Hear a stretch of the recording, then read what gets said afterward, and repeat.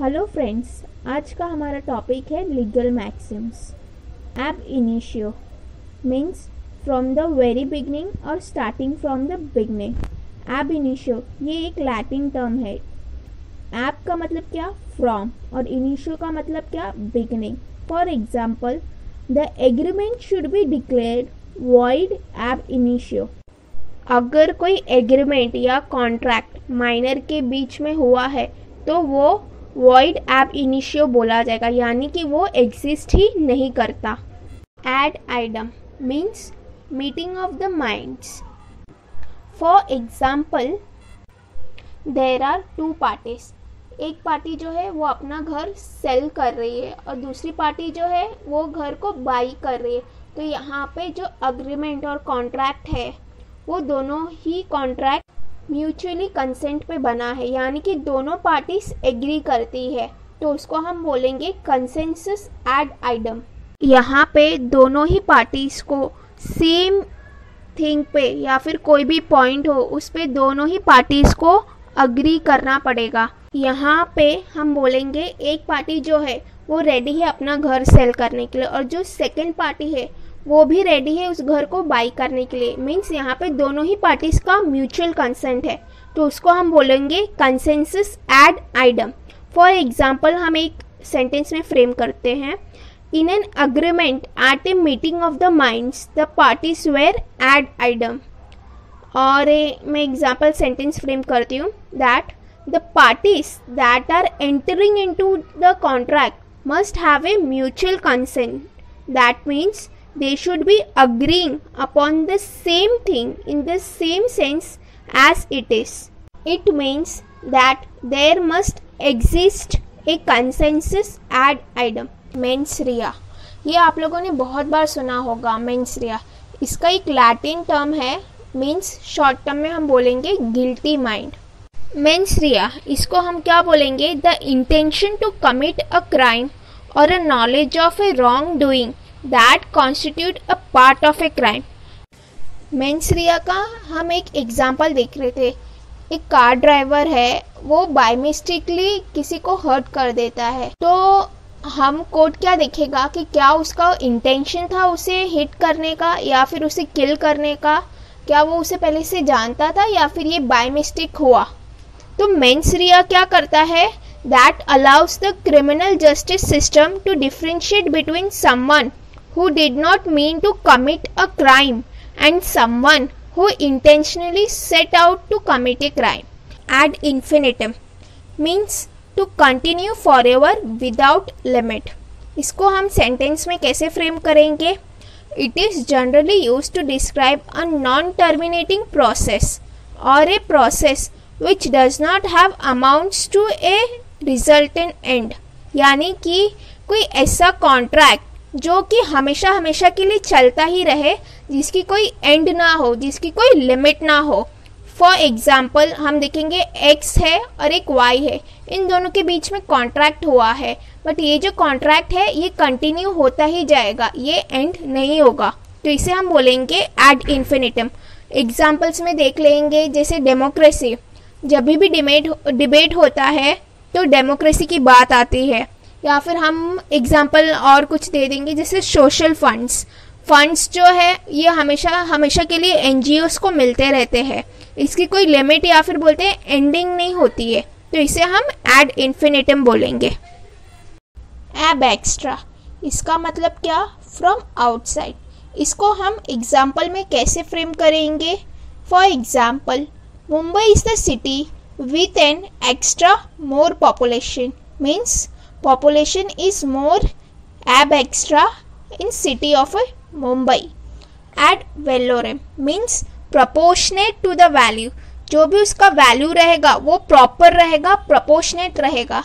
इसे हम एग्जाम्पल्स के थ्रू देखते हैं। For example, on machinery generally there is a 3% ad valorem duty, यानी कि मशीनरी पे 3% क्या ड्यूटी लगाई जाती है, ये प्रोपोर्शनेट है। इसको 3% ही है, 3.5, 3.6 या फिर 3.9 ऐसा नहीं है, यहाँ पे प्रोपोर्शनेट वैल्यू क्या है? 3%। और एक एग्जांपल्स देखेंगे, imports are charged 8% and exports are charged 1% ad valorem. तो इसे हम एग्जाम्पल्स में कैसे देख लेंगे? Imports are charged 8%, exports 1% ad valorem, यानी कि यहाँ पे भी proportionate वैल्यू बताई गई है 8% and 1%. LEB ये बहुत सारे क्रिमिनल केसेस में यूज होता है. LEB ये टर्म का मीनिंग है एट अनदर प्लेस और एल्सवेयर, यानी कि मैं उस टाइम पे वहाँ पे नहीं था, मैं कहीं और था. द फैक्ट और state of having been elsewhere at that time. तो इसको हम एग्जाम्पल्स के थ्रू देख लेंगे. एक पर्सन है मिस्टर ए, उन पे क्या चार्ज लगे हैं कि उन्होंने मिस्टर बी का मर्डर किया है. कहाँ पे उनका मर्डर किया है? उनके घर पे.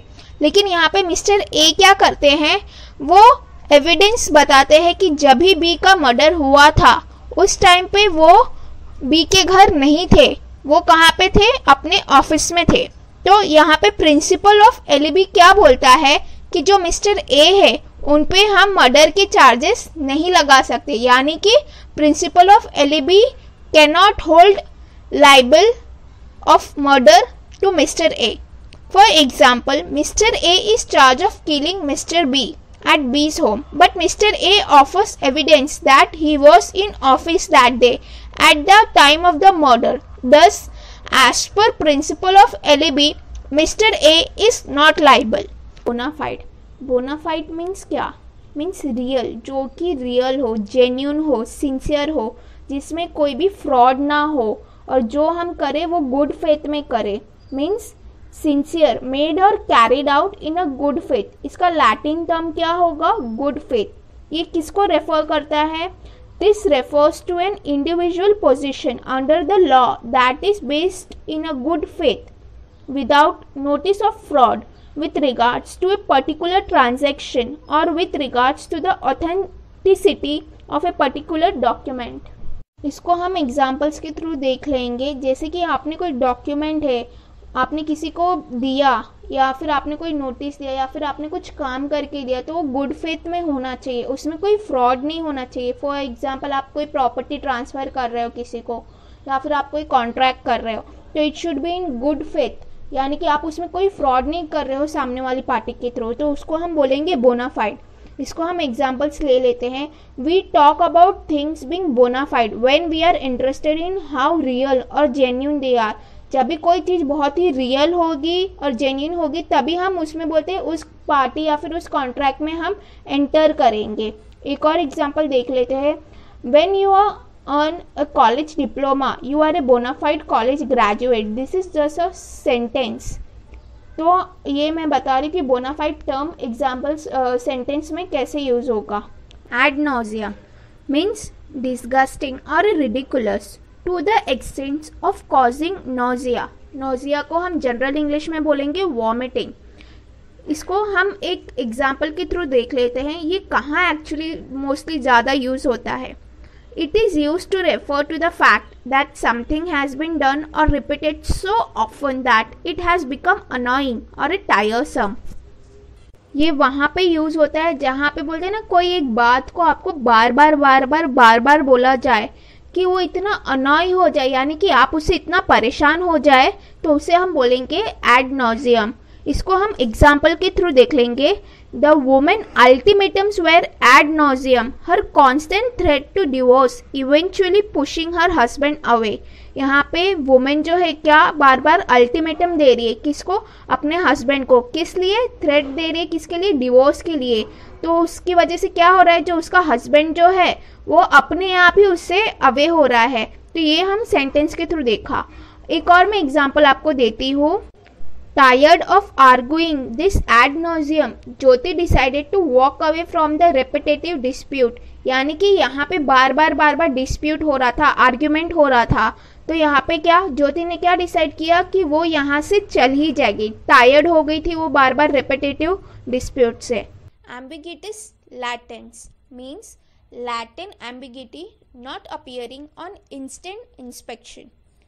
Latent ambiguity arises when a language of the writing is clear on its face but contains ambiguity in light of the extrinsic evidence that suggests more than one way of interpretation. For example, हम कोई भी language लिखते हैं तो लिखते time अलग रहता है, बट हम कुछ भी एक्सप्लेन करते हैं वो लैंग्वेज हम बोलते हैं तो that is different. For example, हम इसको एग्जाम्पल के थ्रू देखते हैं.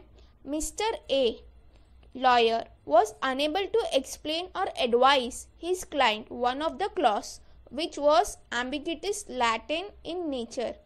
यहाँ पे लॉयर है, वो क्या बोलते हैं, अपने ही क्लाइंट को बोलते हैं ना, एक क्लॉज है जो लॉ में क्लॉज था, वो बोलते हैं एक्सप्लेन करने में क्या थे, एम्बिगिटिस लैटिन इन नेचर, यानी कि वो उन्हें एक्सप्लेन नहीं कर पा रहे थे. तो ये टर्म जो है हम यहाँ पे ऐसे यूज़ करेंगे, एम्बिगिटिस लैटिन. एम्बिगिटिस पेटेंस यानी कि an ambiguity that readily appears on the face of document और इंस्ट्रूमेंट. मैं आपको ये एक एग्जाम्पल के थ्रू बताती हूँ. फॉर एग्जाम्पल, एक पर्सन ए है और एक पर्सन बी है, दोनों क्या कर रहे हैं, एंटर कर रहे हैं किसी कॉन्ट्रैक्ट में, यानी कि वो किसी चीज़ का कॉन्ट्रैक्ट बना रहे हैं. तो यहाँ पे क्या होता है, जो ए पर्सन है वो अपने लॉयर के पास जाता है और उनसे बोलता है कि मैं ये चीज़ का कॉन्ट्रैक्ट बना रहा हूँ. तो उनका जो लॉयर रहता है वो एडवाइस देता है कि आप अगर ऐसा कॉन्ट्रैक्ट बनाओगे तो इसमें ये क्लॉज होगा, इसमें ये इश्यूज होगा. तो उसे हम बोल देंगे एम्बिगिटिस पैटर्न, यानी कि A and B intend to enter into a contract. A lawyer was able to advise A on several clauses. यानी कि जो भी कॉन्ट्रैक्ट में क्लॉसेस था उस पे क्या A के लॉयर ने एडवाइस किया, which were ambiguities patent in nature. जो कि क्या था, एम्बिगिटी था, नेचर में क्या था, एम्बिगिटी में था. तो क्या हुआ, फिर वो A क्या था कि वो उस कॉन्ट्रैक्ट में A एंटर नहीं होता है, यानी कि जो कॉन्ट्रैक्ट बनने वाला था ए और बी के बीच में वो क्या होता है, कैंसिल हो जाता है, फेल हो जाता है. तो हम बोलेंगे which were ambiguities patent in nature and the contract failed. I hope कि ये आपको लीगल मैक्सिम समझ में आया. अगर आपको ये वीडियो अच्छा लगे, समझ में आया, तो लाइक, शेयर एंड सब्सक्राइब करना ना भूलें.